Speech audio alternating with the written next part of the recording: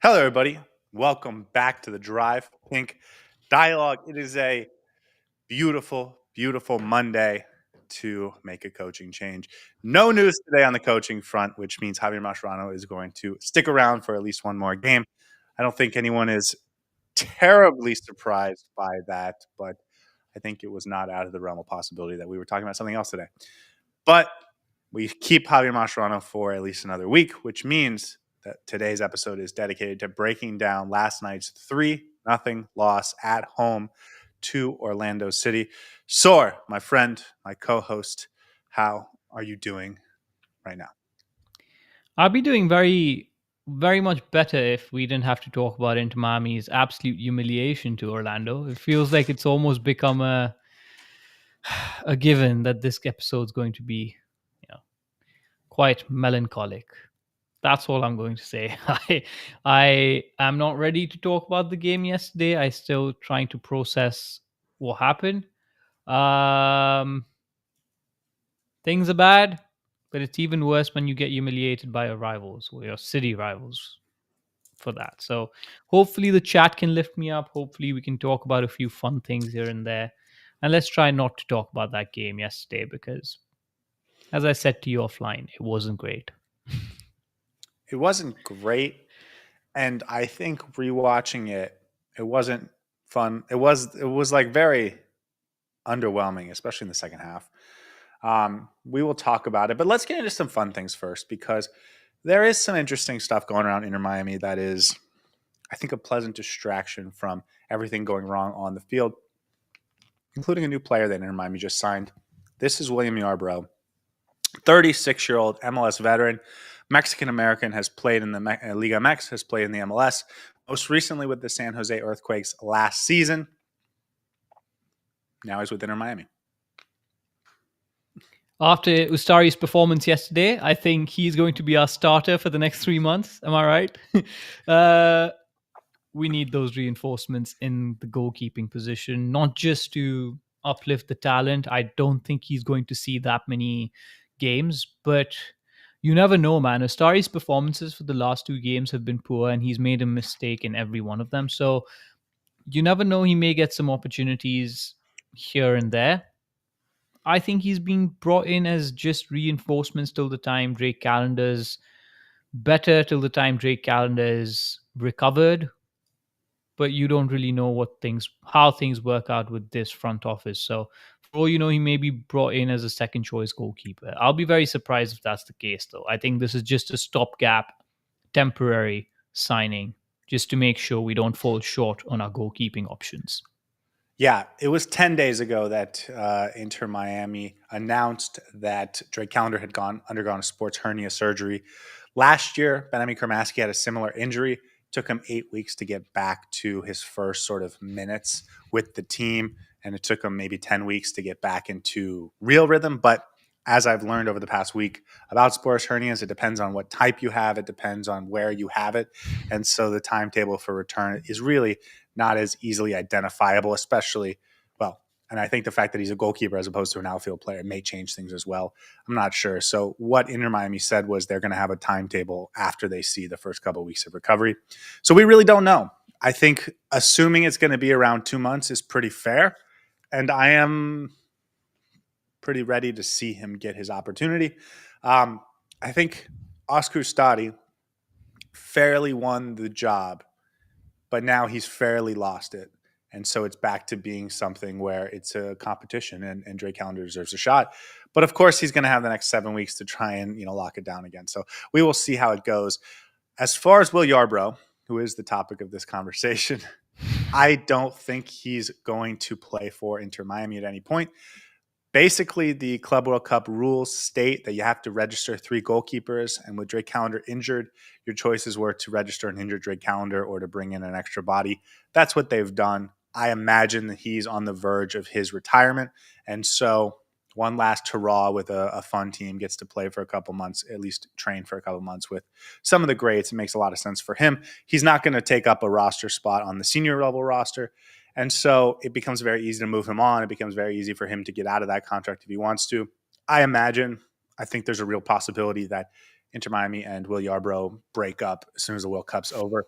He could stay with the team for the rest of the year, but if Inter Miami does make any sort of moves in the summer at the goalkeeping position, I just think he's a guy that can be easily transitioned off the roster if you want him to be.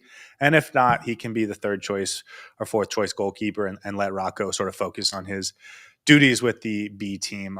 And, you know, as long as he's a good personality in the locker room, it's probably going to be fine. Last night we talked about a lack of leadership, and so maybe this is a player that can help bridge the gap a little bit. He's Mexican American, so he's going to be able to fit into both the Latino speaking part of this roster and as well as the Americans, broadband. So that's all I have to say about him. Really, he's not particularly. Yeah. If you're wondering. No, I completely agree with you. I don't think there's much to this in terms of how he's being brought in to be integrated into the squad, and maybe his tenure is short-lived. But I would want to remind you that we had a similar situation with Oscar Ustari, and yet here he is 9 months later, starting for Inter Miami every single day. So again, I don't expect this to be a permanent signing by any means. This is a stopgap, temporary situation, and good for him. I'm glad that he gets to play for Inter Miami with Lionel Messi, and hopefully he has a nice story to tell after his career is over. Do you remember the first game of the preseason where we had this random goalkeeper, former DC United goalkeeper, on the bench, and everyone was like, "Who is this name that we've never heard of before?" And it was just because he was training with the team to stay fresh in the preseason. I feel like we're going to get a similar situation here. Let's get to some more interesting news because I think this is the very interesting one. Yesterday, before the show, Michael Giannone spoke with MLS pre-game show prior to sort of the rivalry Sunday.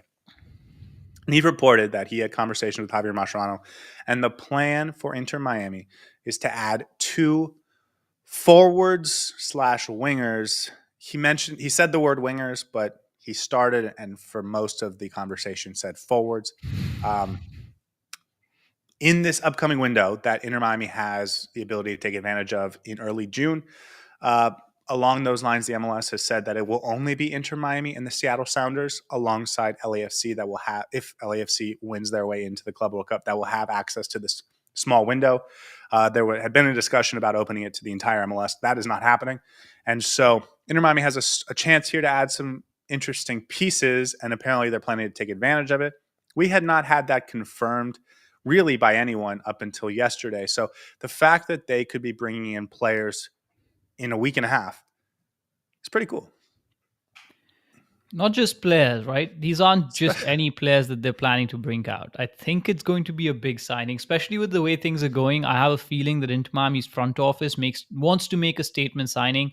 If it's not before the Club World Cup, then this summer, obviously, I think that's going to be the case. But it would be nice to have a big signing come in right before the Club World Cup because this team needs an uplift. And what better way to do that than to bring in a nice statement signing like the person on the screen next to your pretty face, Scotty? It is interesting or weird because Inter Miami, it feels like, just made a new signing this week when Baldassar finally decided or was available to make his debut. So it felt like a new signing just this past week, and here we are a couple weeks away from more. We have pictured Angel Di Maria. We have no inside information or have seen no reporting that Angel Di Maria is going to be the player. We just don't know who these forwards are that they have in mind.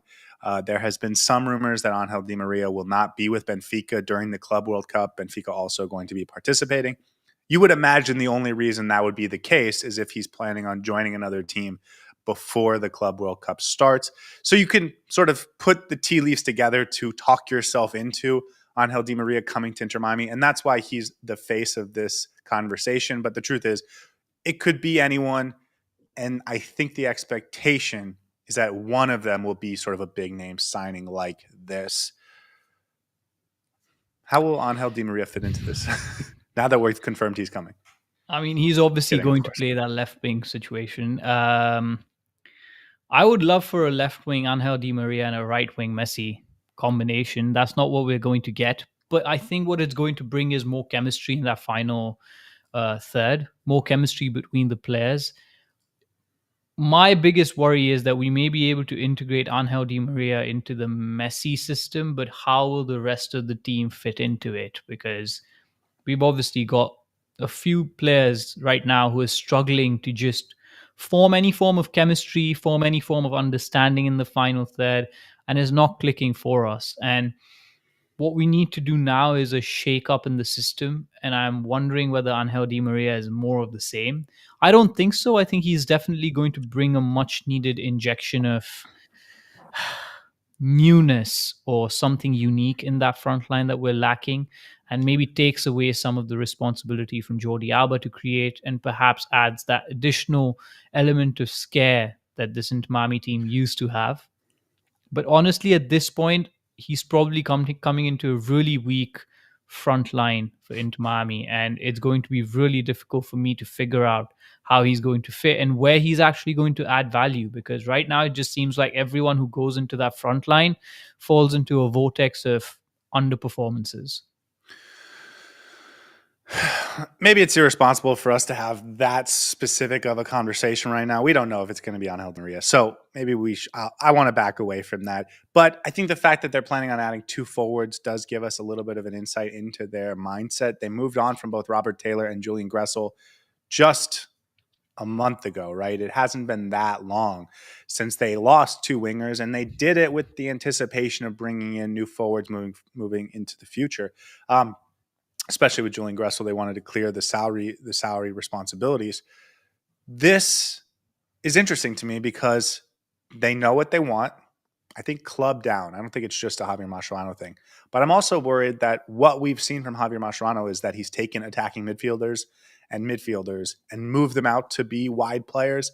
And I think this team is desperate for wide forwards that can actually play as wingers, especially because Javier Mascherano may not be here for their entire time at Inter Miami. And we've left ourselves pretty thin in the true winger department with some of the transitions out of this roster that we've had this summer. I'm sorry, this winter. We talk about Julian Gressel and Robert Taylor, but it's also Facundo Farias, Matias Rojas. Like, there was a lot of true wingers on this roster at the beginning of the offseason that have since left the team, and they've really not been replaced by a ton of guys that fill that role.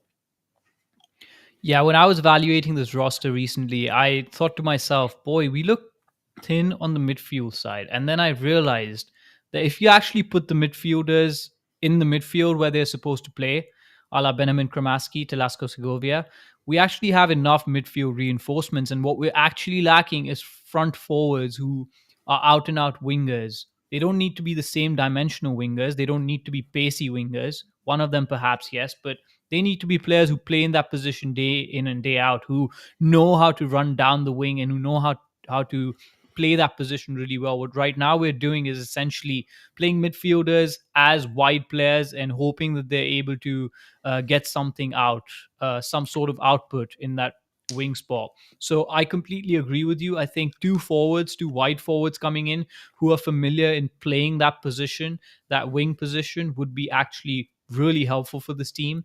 And we may even not need a midfielder to bolster our center, because we have plenty of bodies in there. If you push the if you bring back the players that you're playing out wide into the midfield, we have plenty of bodies in the midfield. So I think what we do need is wide players. And I'm glad that the club recognizes that. We have enough defensive reinforcements. We have plenty of midfielders. Now we need somebody in that forward line to be able to create different options for us and offer unique attacking options, because right now it's all very stale and stagnant and one dimensional.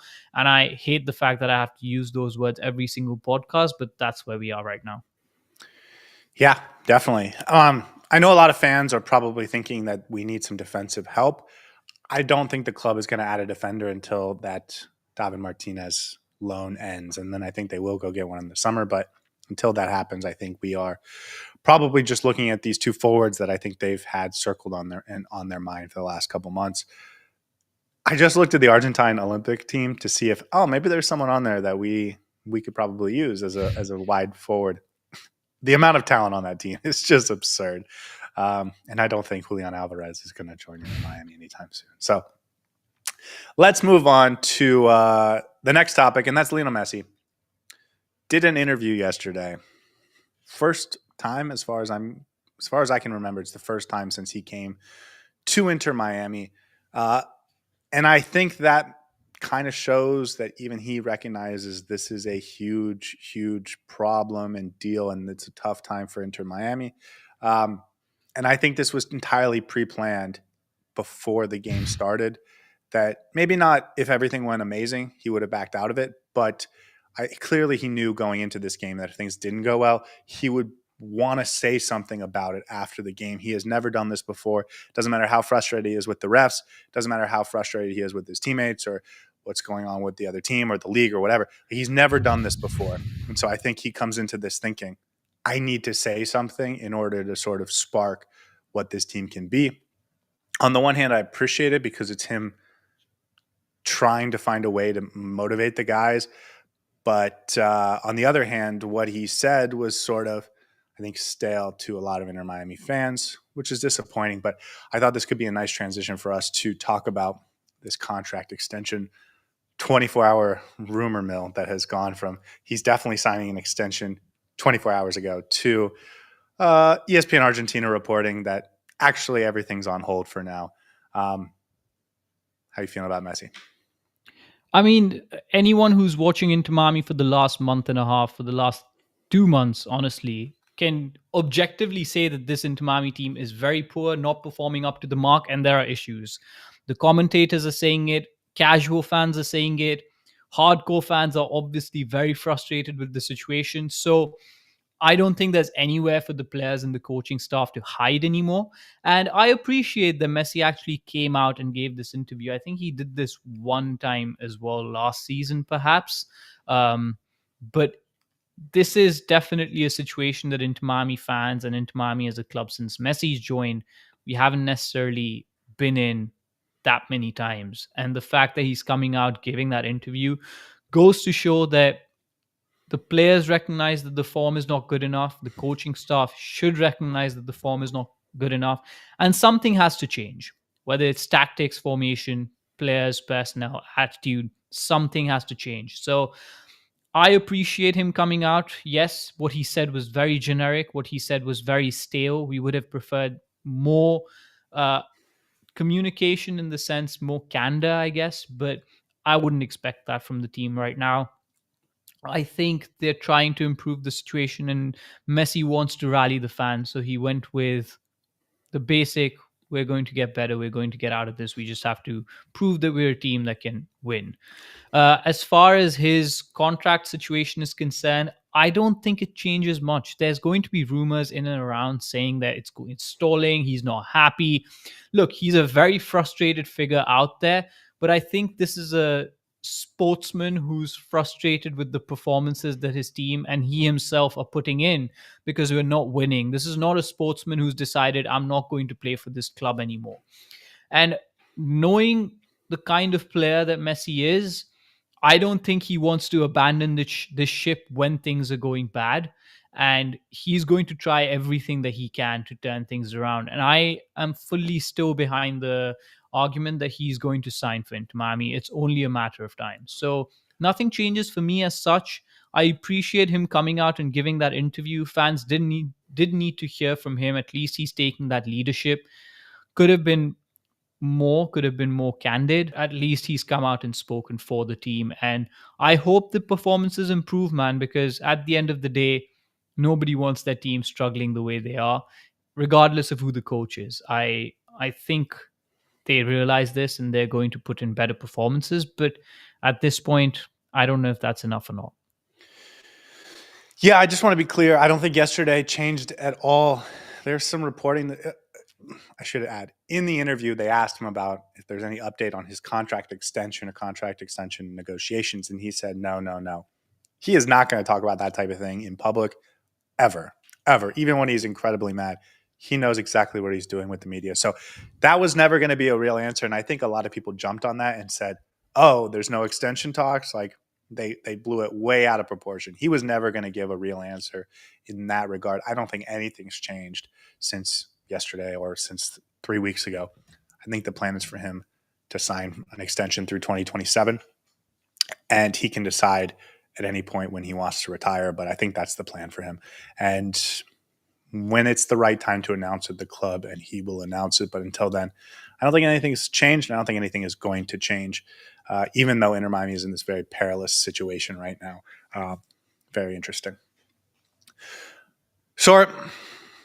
I am very glad we just got to talk 20 minutes about Will Yarbrough, Messi, and a couple new wingers, because I didn't want to spend much time talking about the game. And now we've eaten away 20 minutes of time that we had to spend talking about the game. So we can go into the awards now. Yeah.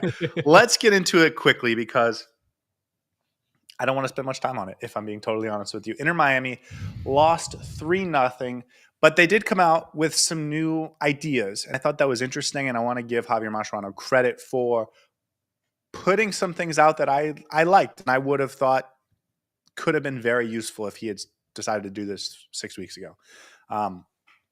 They come out in a back five with Ian Frey and Jordi Alba as your wingbacks, and I think that gave them a level of width in the attack that was dynamic and new, based on what Inter Miami has shown over the past couple months since Javier Mascherano got here, really. And I thought it looked really, really nice for the first 20, 25 minutes. And then from there, it fizzled out a little bit. And I think there was a moment that may have changed everything for Inter Miami. But let's get into the game. The first best moment, I thought, was the 22nd minute for Inter Miami, where Messi makes a right-footed shot. And it was a really nice save by Pedro Gallese. If that goes in, it could have changed everything for this game, because like I said, I thought for the first 20-plus minutes, Inter Miami looked really good, dynamic. They were playing high up the field, and Orlando was really struggling to deal with it. If that goes in, I think this is an entirely different game. The Oracle Gresso seems to be proven correct. Inter Miami plays well for 20 to 30 minutes, and then it starts dipping down. No, I agree with you. I think the fact that Javier Mascherano tried something new was good. I liked initiative. I liked the fact that he tried to take the game to Orlando and not just sit back in a defensive formation and absorb the pressure. We controlled the game for large parts, had the ball, but we were doing something with the ball as well for the first 20 minutes, which I liked. I still think we struggled a little bit to control or to break down Orlando's low block. We were trying to get passes through, and some were coming out, and when they were coming off, we got opportunities on Galese's goal. You mentioned one for sure. I thought Messi looked very sharp in the first half.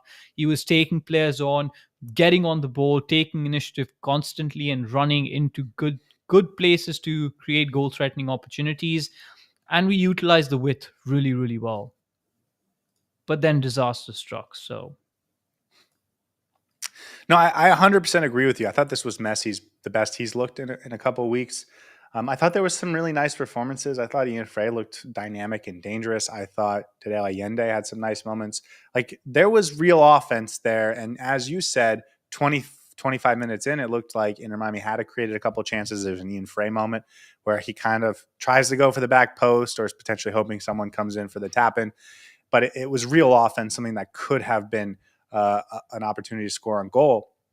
If you sustain that for 90 minutes, Inter Miami wins this game 3-0 as opposed to losing it 3-0. But as soon as something went wrong, and I thought it was much earlier, it felt like the heads dropped. And on the rewatch, I pinpointed a 24th minute play where Orlando City hits going the other way. And it's Ivan Angulo against Ian Frey in a sprint. And Ian Frey sort of mishandles the ball a little bit, and then he has to catch up to Angulo. He's not really able to, and he forces Ustari to make a nice save. 24th minute, and I felt from that moment on, the back line was afraid to get beat deep. There was a sense of, okay, if this is even happening to the new guy, like, it's going to happen to all of us. There was a fear and trepidation, I thought, from that point on, that was unfortunate, and it felt like Inter Miami was unable to really get the initiative back.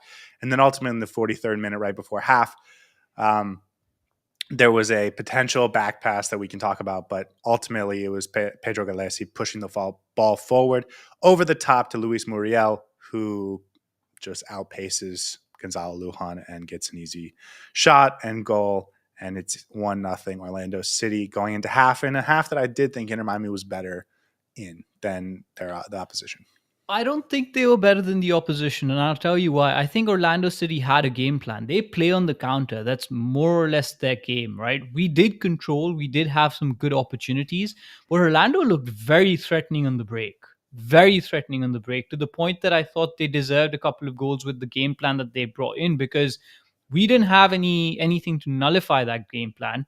Case in point, the goal that they scored, it was Sunday League defending from our players. I don't know what they were thinking, having such a high line and allowing Luis Muriel, I think, was the first scorer of that goal, allowing him that much space to run in behind, because all it took was one ball and it didn't even clear the midfield. It cleared everybody's head. It cleared our last defender. And then Luhan, you can't really expect him to catch up. So I thought Orlando went in with a game plan. They were okay with hitting into Miami on the counter. They didn't concede and they got the result. So I thought they did what they had to. Inter Miami maybe a little bit gutted not to have an equalizer going into this game, with into this first half at least, ending with a little bit more to show for. But we did struggle. And yes, you mentioned Angulo versus Ian Frey. I think the bigger issue there is the chemistry in the back line, because you need to defend as a unit. You can't expect Ian Frey to do it all by himself. I think we pointed it out in the pre-game show that we are going to be looking out for the chemistry between Luhan and Ian Frey. They've never played together, and it showed that they haven't played together. It was a couple of instances, Ian Frey passes the ball into Luhan. Luhan doesn't expect it, bounces it out for a corner. That instance that you mentioned, there was no cover from our centre back as well. So if you're playing a back three, you can't expect your right wing back to cover everything, and that's when you have to step up, or at least cover for your players in and around you. Overall, not blaming anyone in particular, not great all across the board in our defensive line. And we struggled to break down Orlando once we ran out of ideas after that 23rd minute, and we were worried about the counter attack break. So I don't know if we were the better team, I'll be honest. I think you're being a little harsh for the first half. Orlando City had two. They did it twice. It wasn't like they were doing it consistently like they were in the second half. If you take away the goal that they ultimately score in, which frustrating, but it's not like it was a normal moment in the run of play. It was a moment where our guys turned off because of something else that happened. I think you would have certainly said Inter Miami was better in that They first half. had they had three big chances in the first half with 9 total shots compared to Inter Miami's 8. And their expected goals were obviously higher because they scored, but they had better statistics all around. Fair. I guess I'll give that to you. Let's talk about the back pass. Back pass for you? No, not at all. I think it's more of a unintended pass that went up to Galesi and he picked. I don't think it's a back pass, dude. That the way I measure these decisions, if it would have gone against my team, I would have been fuming, because I don't think it was intentionally passed to Galesi. So I don't think there's much in it. Also, play to the whistle. I agree. No. I don't Messi's want trying to. to Hold pull. on. That's different. It's different. Okay, yeah. That's different. That's a different issue. I do want to say I think the punishment for the back pass is really harsh. And for those that don't know, it's an indirect free kick. So you basically get the ball on a free kick right where the goalkeeper picks it up, and then the defenders have to stand 10 yards back from it. So it's not a penalty, but it's also like a very high percentage opportunity on goal. And I think referees are afraid to call it because of the consequences of the potential of the foul, right? So I don't think it's called very often, and so I don't think Inter Miami should have been surprised at all. But I certainly think it's a back pass, and I'll tell you why. Pedro Galesi grabs it with his foot, or he collects it with his foot, looks up, starts scanning the field, and it's only when he sees someone come out of the corner of his eye that he reaches really quick to grab it. It wasn't his intention as he received the ball to pick it up. It was sort of a shock moment because there was a presser on him very quickly. I do think as everything goes around, that's not an appropriate play for the goalkeeper. Does Inter Miami need to not let that moment overwhelm them? Certainly, and especially if you're on the back line where you're potentially going to give up a goal, right? If it's Messi and Suárez yelling at the ref about it, okay, that's one thing. But for the entire team to turn off, I think is also obviously a problem. But no, I don't think that's the type of play that goalkeepers should be able to get away with. And I think if the penalty for it was a little bit less severe, referees would give that more often. It's just a very harsh penalty for something that feels sort of innocuous sometimes, that referees are sort of prone to not give it. But I don't think yours should be doing that, if I'm being honest with you. Like, that feels against the spirit of the game. Okay, halftime. How are you feeling? Not good. I think Inter Miami's heads dropped. Again, there's always that hope as a football fan where you're like, our team is going to come back and maybe make a game out of this. But in recent games, Inter Miami's shown once we go down, it's very, very hard for us to come back into the game. So I'm not very positive about this. And I can see signs from Orlando where they have been really threatening on the counter, and Inter Miami's defense doesn't seem up for it. When I saw the same backline formation come out, I was a little bit worried that this is going to be more of the same. Yeah, and then it basically happens right away. 47th minute, Martin Ojeda gets beyond the defense. This is one of the worst missed shots that we've seen all season from him. He just has a one-on-one with the keeper inside the box, and he puts it 5 yards above the net. Doesn't take long for Orlando City to finally break through. 52nd minute, another real awesome opportunity for Alex Freeman. But in the 53rd minute, Pasalic collects the ball sort of at the edge of the 18-yard box and hammers it in between the legs of Oscari Ustari. And that was the game, I thought, especially on the rewatch. It didn't feel like at any point after that they felt confident or like they had momentum or like they were going to even score one goal. So that was it. That was the game was over in 53 minutes. And even before that, they had a couple of really good opportunities. After that, they had a couple of really good opportunities. I'll be honest, Ustari made some really good saves, by the way. He had a couple of really good saves before that howler. And I was just thinking to myself, how are we not picking up these runs in behind? I thought Alba got absolutely rinsed once by, I think it was Angulo on the right-hand side, or maybe it was Ojeda, but just not strong enough.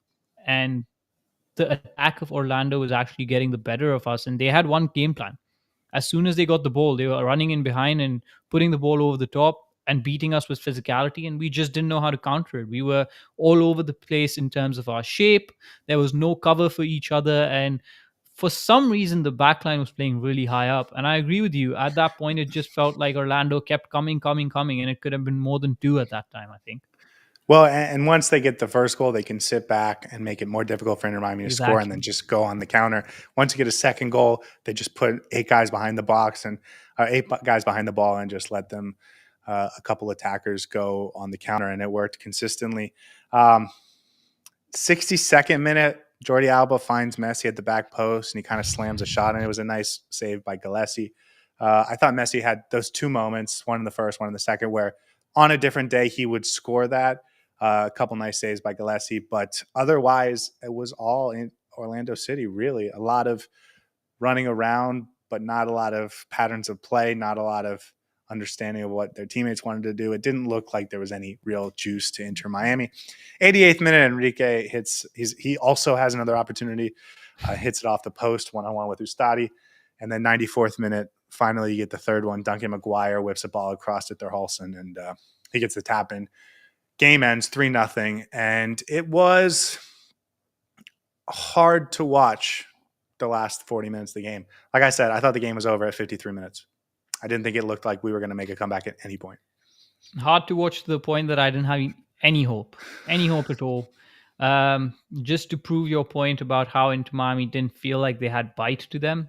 They had 64% possession, which is normal for an Inter Miami team. They had one chance created this entire game, one big chance created this entire game. 21 shots, not more than one big chance is really worrying, because it shows that we're being really clueless in how you want to play offensively. Compare that to Orlando, 8 big chances. So it was clear, man, when Javier Mascherano comes out after the game and says in his press conference that it didn't feel like Inter Miami was dominated. That's just wrong. Second half, especially. Yes, first half, I can give you that. Especially the Second half, second half. especially, we were just not good. Not good at all. And I thought he had to make changes. He made some decent changes, but it didn't change anything on the pitch. And that's where we are with this team, man. That's all I'm going to say. It's just clueless at this point. I don't know if you remember this, but Inter Miami was the best team in the MLS last year when they were playing with a deficit. They had more points from losing situations than any team in the MLS. They were the best team at making comebacks. And now we've heard our coach say after they gave up a second goal, they gave up. The game was over. And he understood that and he made changes based on it, and the players reacted to it. And so you have Segovia out there running around, but he's not sort of making the runs for his teammates. And I don't mean that to single out Segovia, just everyone generally. They're trying so hard to just have the miracle moment to make one thing happen to try and change the entire momentum of the game that it doesn't come off. And then there's no consistent patterns of play that are actually going to create sustained offense. And so it's really bad. It's really hard to And watch, and it's not some of the fun. passes we make are just so weird. We do this cross-field pass in the middle of the pitch, not even like further up in the final third. That goes into Messi. He controls it, runs into three defenders. It's done. Some of the decision making is just too predictable, too reliable, not reliable, too predictable, and too stale. It's just Hail Mary Especially at in the every second point half, in the right? game. It Yeah, wasn't like I did think there was positives in the first half. absolutely. I agree with you. I think if we had different center backs playing, It personnel would have that been fit the better. style, I think Inter Miami might win this game, which is weird considering we lost 3-0, but it was good going forward. They didn't quite capitalize on it. And then as soon as they gave up a goal going the other way, they dropped their heads and everything fell apart. And it's hard to be a winning team if that happens to you. What did you think of the back five? Or the, playing with wing backs in the back three? It was a tactic. The players It who were was trying to soccer. play, it was soccer. They played with a ball and used their legs. It was not the right personnel for this setup. You play Maxi Falcone, Gonzalo Lujan, and Noah Allen. That's fine. But then you push them high up almost to your half line It's not fine, against first of all. well, yeah, yeah. Then you push them high up, almost up to the half line against Luis Muriel, who is physically really strong, who's in really good form, and has been making some very good runs. He's not even athletic. He's not He's even a slow athletic. player. And He's, you're I mean, getting he's burned by him. apparently he's faster than Gonzalo Lujan, and maybe And even Maxi Noah Allen, by Falcone. the way, and Maxi Falcone. Definitely not Noah Allen. Noah Allen was back there by himself a But lot. they were so high up, and you put those players that high up, it's just a recipe for disaster. So understand the tactics, do not understand why you chose those players to play that game. If we had David Martinez and Toto Aviles in that back center back partnership with maybe Maxi Falcone or Noah Allen next to them, that would have been Changes everything. perfectly fine for me. Changes everything. But you're playing three players who can't necessarily sweep the ball, cannot necessarily catch up to defenders, and don't always go for the tackle either. They like to play off, and we sit back and back and back and back, inviting pressure with this back line. And what that does is gives Orlando initiative to push the ball forward. Now, And I don't want to crucify the decision to try this too much, because one of the not things, and the you already style. mentioned it, is there wasn't great communication or chemistry among the back line. And I do think if this had been the style that we adopted from the beginning of the preseason, we would be in a much better position right now, because they would understand exactly when they need to rise and drop and have great communication, pass off runners, etc. Like that develops over time. I still have question marks about the athleticism, if these players are really athletic enough to do it. And by these players, I specifically mean Maxi Falcone and Gonzalo Lujan. I agree with you. If it was David Martinez and Toto Aviles, it would have looked better. But I also think if you stick to this for the next 4 games, it will start to look better. And so I hope he doesn't give up on it. Like, I know we lost 3-0, but I also hope he puts in Toto Aviles and then runs it back. Because I think that there's this. I think this is the way Inter Miami should be playing with Messi. Try and play high up the field. Don't make Suárez run back and forth the whole time. Don't make Messi run back and forth the whole time. And let your center backs go be athletes. I think that's the way to do it. The problem is some of our center backs aren't athletes. So fix that. Give them a couple games to build a little chemistry. Because, again, this is a vastly different style than what we've played for basically the entire season. it's not a surprise to me that they didn't master it in game one. I hope they stick with it. I really do. Maybe the wrong time to bring it out and with the wrong players, but I don't think there was anything bad in trying that out because this team is I, I think this is the right way to play, bereft of actually. ideas. Yeah, perhaps.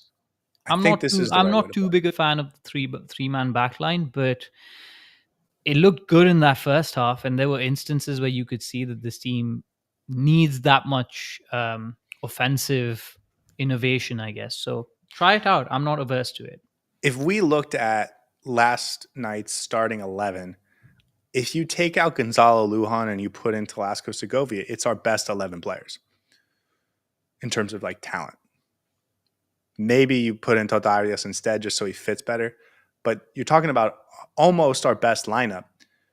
But really, it all fundamentally falls apart when Maxi Falcone and Gonzalo Lujan cannot cover going the other way. And also, you have a goalkeeper that's not excellent shot stopper. He did have a nice save or two. But like that's not his game. He's not going to be sprinting 20 yards out to sweep things up because he doesn't have that kind of athleticism anymore. So the whole situation just doesn't feel like it fits. But that's because you didn't make it fit over the last 4 months, I guess, is my point. You ready to get to awards, or is there anything else you want to talk about? No, let's please get Well, to hold on. awards. No, I have one more thing. You tell me if you want to do an award on this instead. Sergey Bushquez finished the game as a center back. That was something we saw a lot last year. I see you shaking your head. Was not a big fan of that. Here's what I will say. Sergey Bushquez is not going to get benched. And if you can put him in the middle of a back three where he can continue to be sort of a ball-playing defender, like that deep-lying playmaker, but just on the back line, you cover him with Noah Allen and Toto Aviles with some real athleticism. And then you can put more athleticism in the midfield to help you win more balls and try and keep the game higher up the field. That's something that I would be interested in. And it's not something we've seen Javier Mascherano go with in terms of Busquets on the back line at all, really all season. And this is the first time we've seen it. So I'd be curious to see if that's something we see again soon, because it would give you a different, more athletic, rangy midfielder on the field. Let me ask you two questions. Who would you put in the midfield instead of Sergio Busquets? I'd like to see Segovia first, but I also think Segovia and Bright as your two-man midfield. But I also Who do you think there's Javier Mascherano is going to put in the midfield? We saw Segovia last night. He put in Segovia first. If he has the choice between, he's going to go for Redondo. I understand. I will also say Yannick Bright and Federico Redondo played a lot of soccer together in that midfield last year with Busquets behind them, and it worked pretty well. So I am not sold on the three-man backline. I need to get my head around it a bit more. So I think you and I are on a different page right now, because I think you think this is something that we can use. I don't think so. I genuinely don't think this is going to be something that's going to work for Inter Miami. The offense that we saw yesterday, we can make that happen even with a back four. With a two-man center-back partnership, I think it still works. So I'll need to get to terms with it. I think if you play Segovia in the middle, pushing Busquets in the three-man backline can work. Can definitely work. Help progress our first phase passing a lot better. But I don't know if we have the tools to actually be able to implement it on a regular basis. And perhaps that's just playing it day in and day out, right? That's perhaps just practice and constantly seeing it time and time again. Right now, we don't have the time. And honestly, I don't think we'll be able to implement it the way it should be implemented. And I'm not fully sold on it. If we see it again, perhaps, and it still looks good, then I might actually be like, you know what, maybe there's some merit to this. But honestly, I think this was a one-off thing. I hear what you're saying. I guess I'm just sort of giggling to myself, because it's like, how do you fix the problem of not winning the ball high up the field enough? How do you fix the problem of playing a higher line? How do you fix the problem of not playing wide enough and getting attacking wide players on the field on a consistent basis? Like, how do you solve all of these problems all at once? And I think I can see a world where this could work and solve everything. And so that's why I'm sort of leaning into it, but I am happy to concede that it could not work and that this is potentially the wrong solution. So I don't have any problem with you. So how about this? Since we're experimenting a little bit, right? play Tlaska Segovia instead of Gonzalo Lujan, play a back four.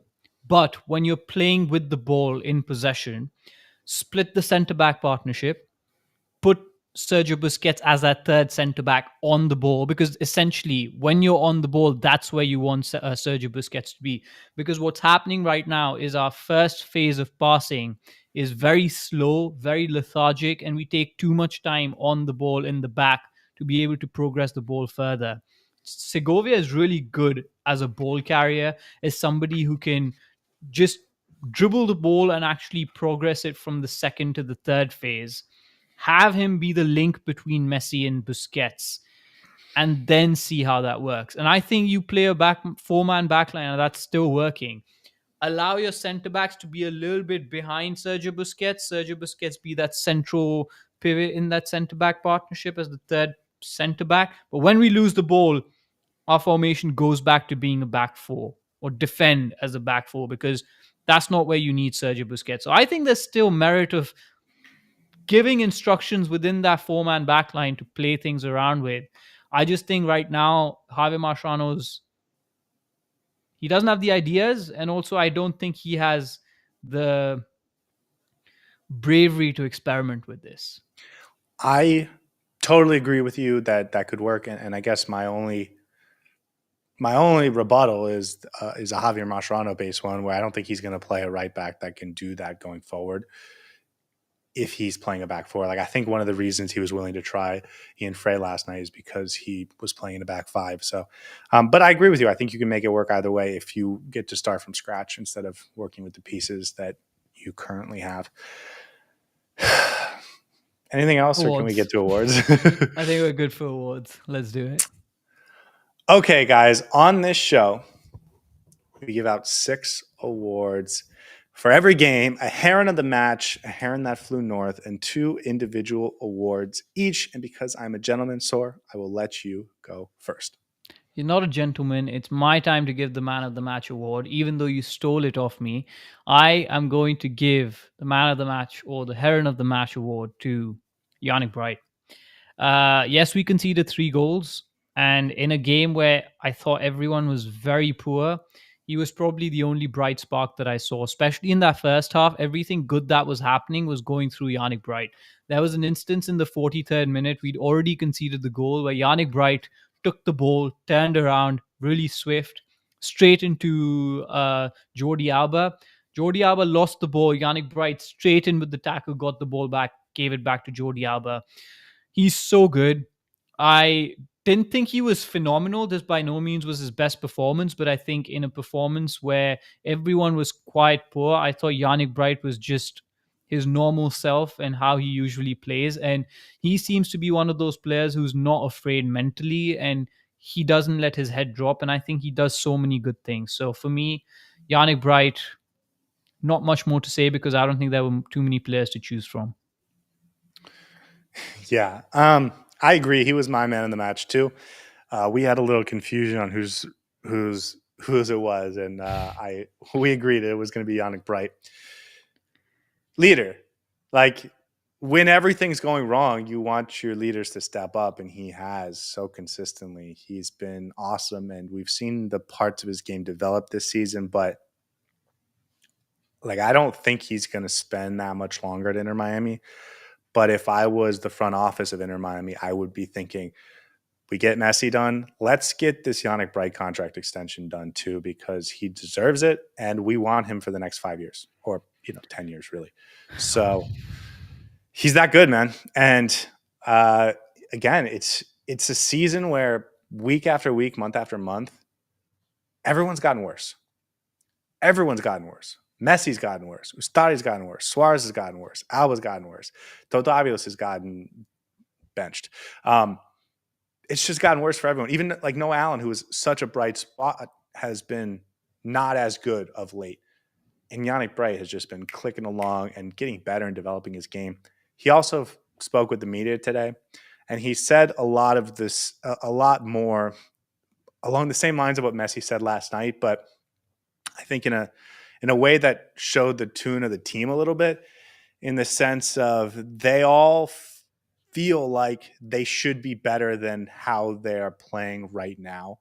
and they don't exactly know how to get the most of it. Like, why are we not all playing better? It's not that we're out of shape.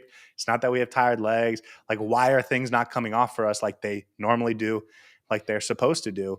And that's sort of, I just, the way he's talking about it just felt like such a leader to me. And maybe that's because I'm incredibly biased, no doubt about it. But I agree with you, man. He feels like a leader emerging on this team where, like, for all intents and purposes, he has no business being a leader on this team, and yet he's stepping up when the team needs it. So make sure you keep your suit iron, man, because I feel like he's going to be gone sooner rather than later. If I'm a scout, I'm salivating at the prospect of Yannick Pride. Yeah, I don't want to think about it. Okay, next award. And I had to give the Heron That Flew North award. And I'll be honest, I had plenty of options to choose from in this game. And so I took the easy way out, and I'm giving it to Oscar Ustari because Oscar Ustari let a ball go right between his legs, and it was the moment that ended the game. And so do I think he was the worst player on the team last night? No. But he had the one moment that I thought ended the game. And again, if you go watch the game back like we did, the first half is very competitive. I think you can talk yourself into Inter Miami being the better team in the first half. But as soon as that goal goes in the 53rd minute, it's over. Like, absolutely over. Orlando City dominates. Inter Miami doesn't really create anything for the rest of the game. And so when you give up the goal that ends the game, you get the Heron That Flew North, which is the award that goes to the player that's doing the wrong thing. So, Oscar Ustari. Twice in a row now. Your goalkeeper getting a Heron That Flew North twice in a row is never good. Justified, absolutely justified. Completely agree with your reasoning here. He wasn't the worst player on the pitch. I thought he had some really good saves when Orlando was very threatening, both in the first half, had a couple of good saves in the second half. I marked him as my circle the lineup because that was the exact moment that killed the game. And we needed him to be perfect for the entire 90 minutes, and that didn't happen. So completely understandable.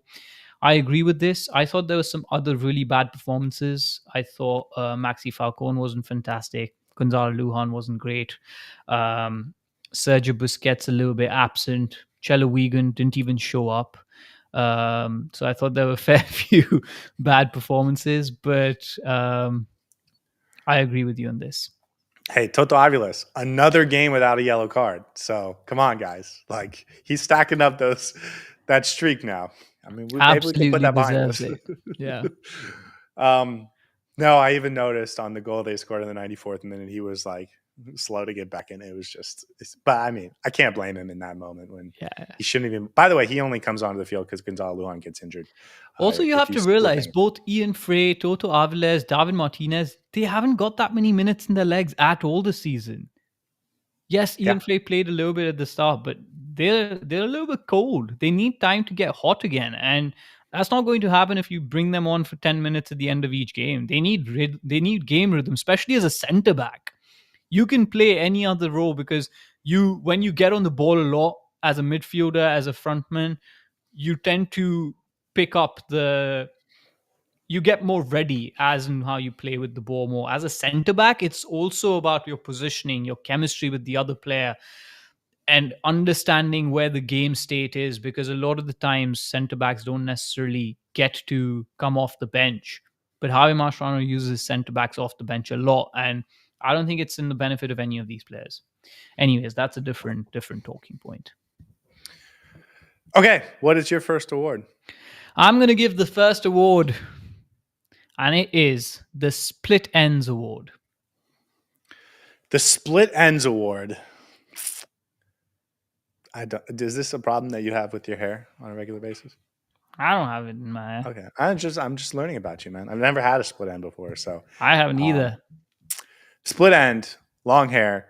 It gets old and it's sort of not doing great, not super healthy. You get some split ends. This sounds like Maxi Falcone, who had a poor game and his long hair is turning into some split ends. Is it Maxi Falcone? It is absolutely Maxi Falcone. I couldn't think of other hair puns, so I had to go for this one. I will say I think it's a really good award because he needs to go to the salon and get his hair done soon, because it feels like he's going into this rut of having split ends. And his performances recently have been a little bit left, like they leave a little bit to be desired. They haven't been fantastic. I thought yesterday was very poor from him on a couple of instances. Of course, probably instructions from the coaching staff to stay that high up, but he got beat by a couple of players. There were a couple of instances where got turned around, lost the ball, misjudged the height of the ball in a few instances. And overall, I didn't think he had a particularly good performance. I'm a bit worried because I feel like the more you run these players into the ground, the more poor performances they put in, the worse it's going to get. So I think give him a couple of games off the bench, give him a couple of games rest, bring on David Martinez, play Toto Aviles, and you get Maxi Falcone back to his best. I thought yesterday he was very poor in a game where we needed our defense to really step up, and he's the leader in that defense. So I thought he was worthy of an award. Yeah, I had an award for him too, the hype and a headpiece award. And now I'm thinking maybe we're too focused on the hair when we're giving out awards for him. Yeah, he wasn't good. And, I remember the Cavalier game. He was going up against the fastest whip players we've seen all year. And he handled himself. Like, he positioned himself in the ways he needed to impact opposition attackers. And so I know he's not particularly athletic, but he's smart and he positions himself well. And that can go a long way as a defender. And so I think the talent is real. I don't think it was just Absolutely. I don't think it was 6 weeks of good performances that are above his standard and then he's coming back to earth. I think this has to do with the entire team being out of flux, not on the same wavelength.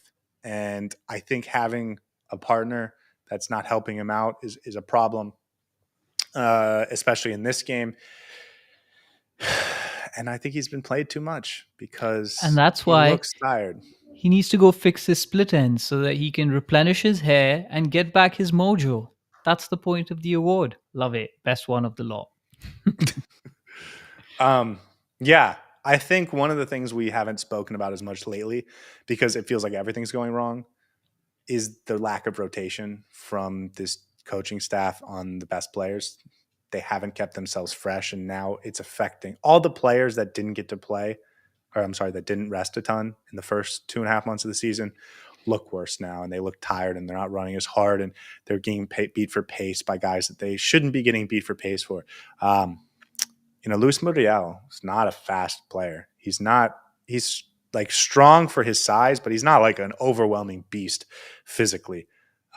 He's just a smart, technical player that knows when to make runs. And Maxi Falcone shouldn't be being beat for pace by him. He should be able to handle that as a guy who's supposed to be your number one center back, and he just wasn't last night. So, yeah, deserves an award because it was not a good performance. I think he needs – listen, he's gotten rotated a little bit, but fixing that lack of rest issue is like a 6-week process, not a one game off type of thing.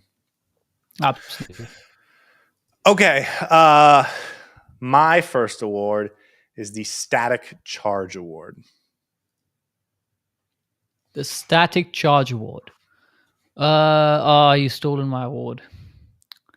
It goes to Luis Suárez. Not at all. Why? What No. makes you think that? Where'd you get Because this? he's static and slow and lethargic and doesn't move around at all when we need some dynamism and electricity in the front line.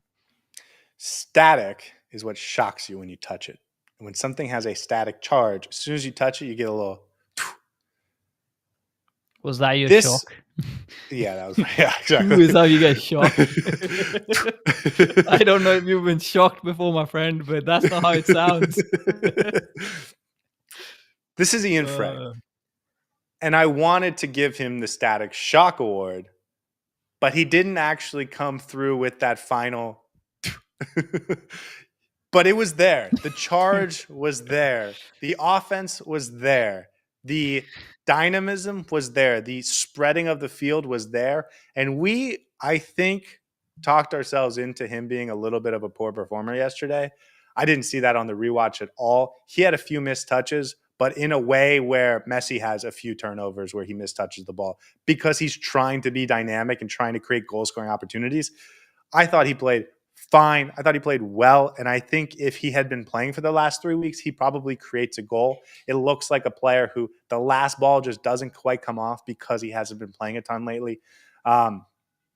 Static charge, ready for the shock in the next game if he plays again. And I hope he plays again. Which is going to be in like 5 weeks. No, that's a good award, man. I completely agree with you. I was looking at Ian Frey particularly when when I rewatched the game, because of course the chat mentioned that he didn't have a great game. The advanced stats didn't love him too much, but I didn't see it. I don't know if it's bias or not, but I didn't see it because I thought he played exactly how he usually plays: dangerous, brave, strong, good on the ball. He had some really couple of nice touches in the final third. Didn't have the final execution, but that's understandable. And goes back to my previous point. These are players who haven't had too much game time recently, and it takes time to build back that game rhythm, especially when you're playing up with a right centre back who you've never played with before. You don't have that level of chemistry with before. So it's understandable. I don't think it was a particularly bad performance. I don't think it was a fantastic, phenomenal, best performance that Ian Frey has had, but he was good as always. So a little harsh from the advanced stats and perhaps a few critics, because yes, you can get beaten for pace a couple of times, but I don't think he was He got beat. responsible for. I don't think he got beat for I don't pace think either. at Yeah, all. There was one moment where he kind of fumbles the ball, and Ivan Angulo gets a head start on him with the ball, and he's trying to chase him down. He can't, but he was even still physical enough to force Angulo to exactly. take an off balance shot, and he's not able to put a good enough, you know, shot on the ball, and it becomes a save for Ustari. Like, it was mostly in the final third. It felt like there was a couple balls where he just takes a little bit too heavy of a touch, but that's the type of thing that I think he'll be better on if you give him 4 games in a row to play. And again, aside from Messi, I thought he was our most dangerous player in the final third. Yep. Okay, what is your next award?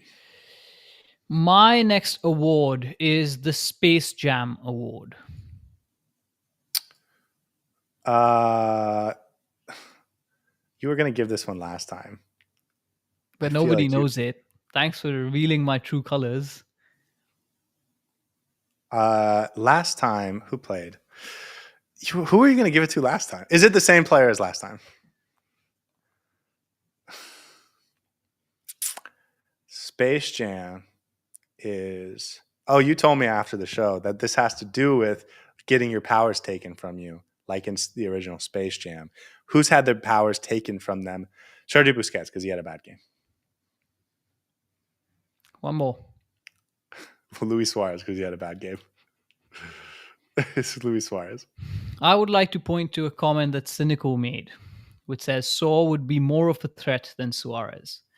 I should let you know, Cynical, and the rest of the chat, that I play in my Tuesday league, and I play as a striker up top. And I have scored as many goals as Luis Suárez has in the last 10 games. That is one. I want you Now, guys the level to know, might be really low. your league, it's actually a basketball league. So 1 goal is not actually that impressive. But it's 2 points. So there you go. Who's got the better chances here? No, I'm kidding. Luis Suárez got his powers taken away from him. It's basically we're playing with 10 men. We're playing with 10 men. He offers absolutely nothing. I looked at his heat map, and I wish we had a way of bringing that heat map back up, because his concentration of positioning is all where Messi should be. On the edge of the box. That's not where a striker is supposed to play. He plays the majority of the game in the number 10 position, demanding the ball alongside your midfielders. And you're like, who's making the runs? He's an extra body in there that doesn't add absolutely any value. He is not even goal threatening anymore. How many shots did he take that were like dangerous? He had one shot that came in from a really good Allende ball that he completely fluffed and sent it back to Mars. It was like, why are you even playing on the pitch if you don't contribute anything? He shouldn't be playing 90 minutes. Listen, you still start Suárez because it's Luis Suárez, but he should not be playing 90 minutes. Last season, as soon as you replaced Luis Suárez, you could go in a more defensive formation just because of the pressing that Campana would do. We are dragging him along like a dead body, and he does not offer anything in that front line, or at least right now he's offering nothing in that front line, and is dragging this entire team down, man. It's a liability at this point, and I think Javier Mascherano needs to recognize that, or he's going to get fired. I wish I don't Solana was on, man, because he would have had a good argument. I don't think that this team is gonna not start Suarez And consistently. that's fine. That's So how do perfectly you make it fine. work? I guess the question is, how do you make it work? I Give agree him with you. 60 minutes, but if he doesn't play well, bring on somebody else. Okay. Well, besides from just play him half the game and not half the game, like how can we actually make him work as a player? Because I agree with you, Push he him wasn't up. good. Push him up. Ask him to give him the instructions that if you come deep and collect the ball as a midfielder, you're off. Because he doesn't, his passing, he messes up his passing. He literally clogs up that space where Segovia and Messi can play together, and it just impedes every single thing we're trying to do in the build up. Be central, be in the box, wait for the ball to come to you in those positions, make some runs in behind, offer something for the defenders to think about. He just comes back, receives the ball, plays around a little bit, puts it off to Alba, and then that's it, done. If he wants to play in the midfield, might as well play him as a midfielder. Yesterday was the style of game that he should be his best in. One where Inter Miami's playing the opposite half of the field. You got a lot of possession in the final third where he can find the right spaces and put the ball in the back of the net. That was the type of game he should have been his best in, and he was really poor. You mentioned a 21st minute opportunity where Allende puts in a really nice cross, and Suarez tries to take it first time, probably could have taken a touch, but either way, he fluffs it, ruins the opportunity. I don't have any excuse or defense for that performance because I think so much of what he's done this season I can explain off by saying Inter Miami's playing a style that doesn't suit him. But I do think yesterday, especially the first half, is exactly how Inter Miami should be playing to get the best out of him. And he didn't look good. He's coming off 2 games that he missed for a wedding. So I think that's probably not putting him in great graces with everyone. I don't know if you heard today, but Javier Mascherano said that Luis Suarez, of course, he can play 90 minutes. I would never be irresponsible with my players. And I will remind you, 2 weeks ago, he said Yannick Bright cannot play 90 minutes. So I have no defense for Luis Suarez after that. And it's not a coincidence that we scored 3 goals in both games that Luis Suarez hasn't played. We scored 3 goals during the Dallas game. We scored 3 goals in the last game. It's bad, dude. It's bad. Anyways, what's your next award? No, I'm not disagreeing with you at all. Yeah, I think everything absolutely. you just said is fair. Absolutely. Okay, my second and last award is the something about the Rabbit Award. Is it the Rabbit Award and you said just something about the rabbit, or is the No. something about the Rabbit Award? Something about the rabbit.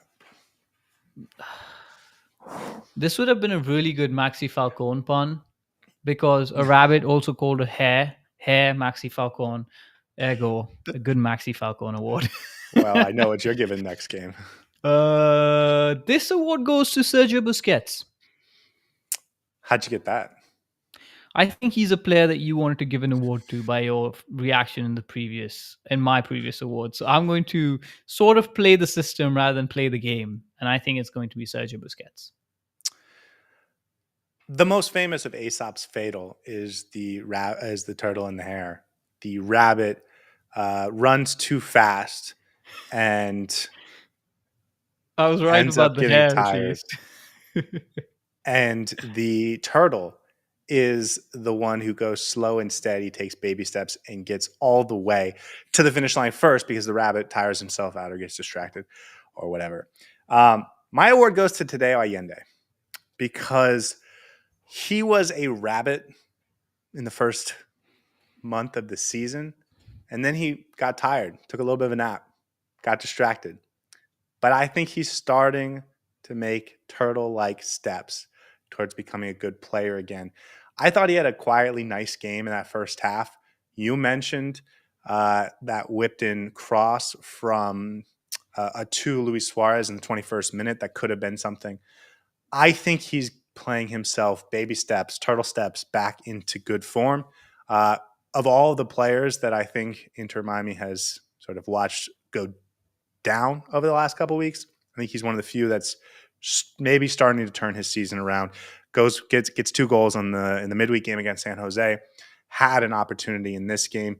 I agree with you with Suarez on the field. I think there's a problem in terms of who's leading the line, and I think it maybe should be Tadeo Allende. But I thought he had some nice moments in this game, and I think he maybe is starting to turn the corner on his season in a way that not many players are. Absolutely agree. I think those 2 goals actually really helped him. And we have to remember he had a bit of an injury issue as well in the middle. He didn't play all those games. And I think he's starting to come back a little bit more. I thought he had some really good moments. A lot of the good stuff that we were doing in the 20th minute, 25th minute, I thought he was part of. And we exploited the wings, and he was part of that. I thought he had some good balls into the box, played well, had a couple of really good opportunities in front of goal as well, I believe. But overall, I really liked his performance. And the problem is we're at a point where even a good performance isn't going rewarded in terms of goals and assists. The team is really having to struggle a bit more. So I'm afraid that he may be stuck in a cycle where he may have some good performances, but is not necessarily getting the output. But he had 2 goals last game, so hopefully he can turn those tiny baby steps into some bigger steps that eventually get him goals and assists. But I really like him as a player, man. I was underwhelmed when we first signed him, but I think he's grown on me as a player, and I need to see more of him because he's bringing a bit of energy, at least at a time when Inter Miami is really down and out. Yeah. And again, like so many players have been getting worse and worse and worse. And I think he's maybe the only player I'm seeing slowly start to turn it around. And I want to applaud him for that. And hopefully it continues. Anyone else you want to talk about? Because the 4 awards I had ready for this show are the 4 players we gave awards to. Lionel Messi, I thought, had a nice first half. I thought it was the best he had played in a while. Yep. I thought the system we played, and we talked about this, was ideal for him and Suarez, and he, I thought, delivered on that. Jordi Alba and Ian Frey as wingbacks, I think, is like how they should be playing. And even if it's as a back 4, but they're ultra aggressive fullbacks, like, I think this is how they should be playing more often. Didn't think Noah Allen or Gonzalo Lujan played particularly well in this game. The bench options didn't feel like they were particularly impactful. Fafa Bicon and Talasco Segovia come on early. Redondo, Obando, and Aviles didn't have a huge role in this game, I didn't think. Yeah, I think we both had agreed on the players because it was a little difficult to find a player that you want to talk about. I think it was fairly passive performances in the second half from a lot of them, and I think we covered most of what I wanted to talk about, at least. I'm there. Javier Mascherano needs to go. He needs to go. It's time. I think that 2 weeks ago is when they needed to start preparing for this moment. They clearly haven't fired him today, so it's not going to happen today. It's not going to happen for the next 2 months, by the way. Do you think they should be where we were 2 weeks ago? In terms of, okay, this might be a possibility. We have to start planning in case we have to do this. They should be, or they are? Do you think they are? No. Not at all. Not at all. So you think they're full confidence with Mascherano? Not full confidence, but they're nowhere near. They're probably where we were 6 weeks ago.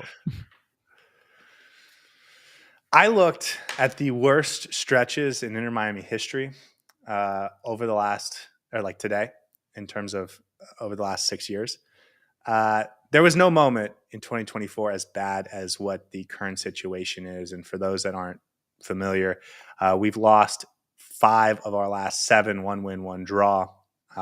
If you go back to 2023, there were 3 moments in the season that were as bad as this. The first was a 6-game losing streak at the beginning of the season where they lost basically every game 1-0, and it was games 3 through 8. So really early in the season, and the bandwagon started getting up for Phil Neville to get fired. The second time is when Phil Neville gets fired, and the third time is the end of the season when Inter Miami is eliminated from the playoffs and Messi is hurt. So your best player's out. You've already won the Leagues Cup. You've already sort of proven this is to be a success, and you get eliminated from the playoffs, so you don't really have anything to play for. That was the other worst time. There's been almost no other bad time like this in the history of Inter Miami. And you have to go back to points where this team didn't have nearly the amount of talent, and you had major injuries that sort of contributed to it. And coaches got fired for them. Like this is really bad. And I get that there's like certain statistics that you can slice up in a certain way to make it look not quite so bad. But Inter Miami is currently 11th in the Supporter Shield. Everyone is healthy. And they don't have an identity, a style of play, and their best players, who are the best players, are not playing well. And just in case you were wondering if they're good enough, this is the defending MVP, the defending number 2 in the Golden Boot race, and the leader in assists from a defender last year. And all 3 of these players have taken major steps back, and you can't score goals. And like this is unbelievable how bad this is, really.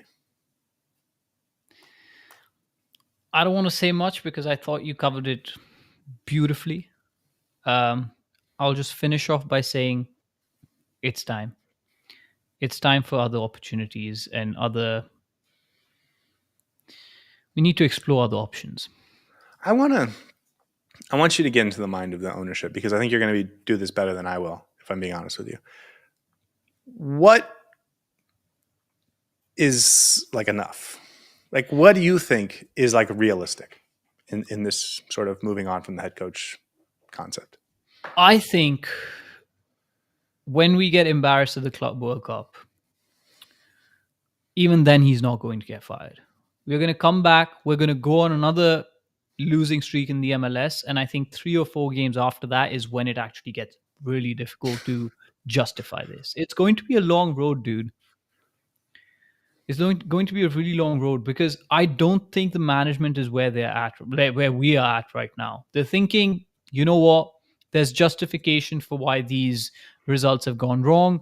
He took us to a semi-final. Of course, we're going to stick behind this manager. He had 9 games unbeaten. We can't just sack him now. Messi is a big, big factor in whatever decision they make.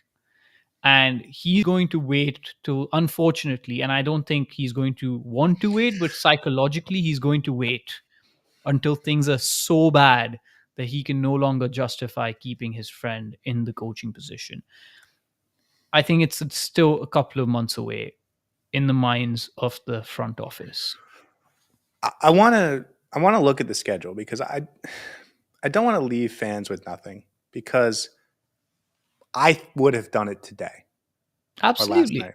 Because you're a rational decision maker. No. Well, okay, but thank you. But sometimes I think I'm just a knucklehead, so it's okay. Most of the times. Yeah, most of the time.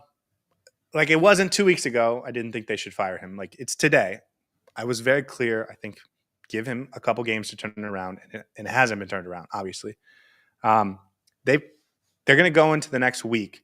On Saturday, they play Philadelphia, and then they play 3 games in the span of a week. So he's going to be the coach for all 3 of them.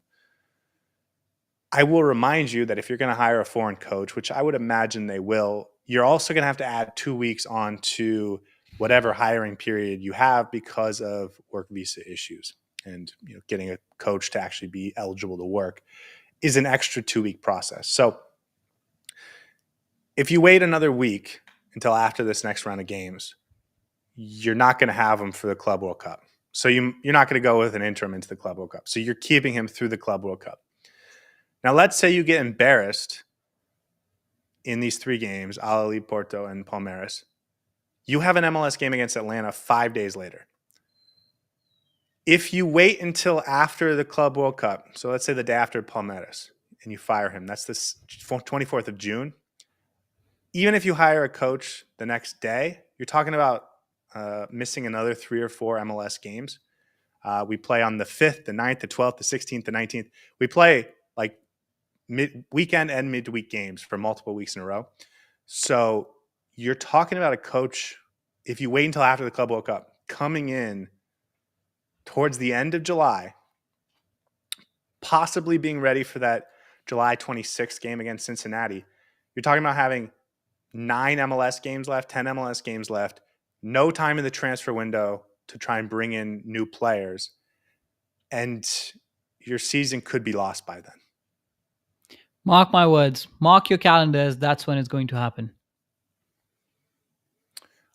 Someone asked me on Twitter, what happens if they wait till after the Leagues Cup? Which also is a time frame that I think makes sense from their perspective, because that's if the Leagues Cup ends and Inter Miami doesn't win a CONCACAF Champions Cup spot there, they're going into the final stretch of the season, potentially not in a great spot in the playoffs, needing to do something extraordinary in the playoffs to qualify for next year's CONCACAF Champions Cup. And no direction. You've already lost the transfer window, and your season genuinely could be lost by that point. So I think they should have fired him today. I really do. And But they're not going to think that far in advance. They're going to wait till the last moment where they're like, okay, we can't really justify this to the fans. We can't justify this to the investors. We can't justify this to ourselves. And that's when it's going to happen. And I think it's probably going to be after the Club World Cup, unfortunately. It's a shame. It's definitely a shame. You know what I was thinking is that, like, one of the things that happens when you get into this sort of mode as a fan is, maybe you win and it's fun to win, but it's not that fun because the overall picture is not really getting better. It's you become apathetic to it. And it was just like last night. I wasn't devastated when we lost 3-0 because I wasn't surprised we lost 3-0. My brain was totally prepared for that. And when it came, I wasn't sort of distraught by it. And apathy with this team, with Lionel Messi, with Luis Suárez, with Jordi Alba, with Sergey Bushquez, with Yannick Bright and Ian Frey, and all the exciting young talent that you lucked into, right? Guys like Noah Allen and Ian Frey came out of the academy at the right time in order to get just enough experience to be established by the time all the stars came that you could still count them as part of the team in a way that, like, Santi Morales isn't going to be able to do. Yannick Bright, I mean, what a steal from the super draft. It really all came together for this team. And the fact that fans are going to start becoming apathetic about it it's a tragedy, man. Apathy is a tragedy. So that's my final thoughts. Any final thoughts for us before we head out? Yeah, I moved to 15 FPS again, so I should probably not talk too much. You sound great if it makes any difference. Okay, thank God. We play Philadelphia in 5 days. Right? 6 days. We play them on Saturday. It is in Philadelphia. Philadelphia is one of the best teams in the league. I'll be the first one to say that shocks me. I thought they were going to be awful this year. Inter Miami has a 2-1 win over them already at home, but I think we are in a much worse position mentally than we were back then, and they are in a much better position mentally, and they're going to be at home. So it's going to be a very tough moment, and maybe they're just waiting for another loss to fire him because they don't want the interim to sort of get off to a bad start. They want the interim to get a nice Montreal game to kick off their tenure, right, for Javier Morales. Yeah, I don't think we win that game. Yeah, it's 3 games next week, so it's going to be a lot. Final, like this week, I don't know if we're going to do a midweek episode because all we would do is just talk about Javier Mascherano. And we've done that enough to the point where I don't want to do it much more. So that's it. Have a lovely night, guys. And we will see you for the pregame show on Saturday. Until then. And I'll let you know if I score in my weekday Sunday league or whatever you want to call it. Wasn't it yesterday? It's tomorrow. All right, guys. Have a great week. We'll see you next time. Hey everybody, thanks for tuning in. Do us a favor and hit that like and subscribe button. Since our first viewer, sharing this with you all has been the very best part. So from the beginning until the end, thank you for